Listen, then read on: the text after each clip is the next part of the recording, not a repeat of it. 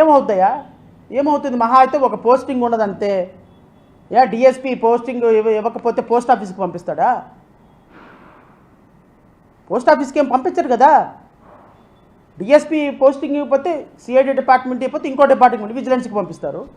సిఐడికి ఇవ్వకపోతే విజిలెన్స్కి పంపిస్తారు, లేకపోతే ఆర్టీసీకి పంపిస్తారు, లేకపోతే రైల్వేకి పంపిస్తారు. ఎక్కడికి వెళ్ళినా కూడా నువ్వు పోలీసే కదా. నీ పిల్లలకి ఏం పాఠాలు చెప్తావు రేపొద్దున నువ్వు?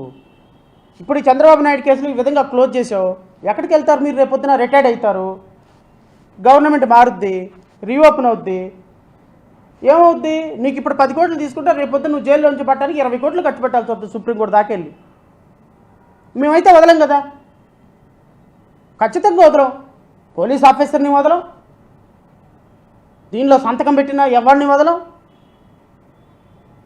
ఇంక్లూడింగ్ కోర్టు కానిస్టేబుల్తో సహా.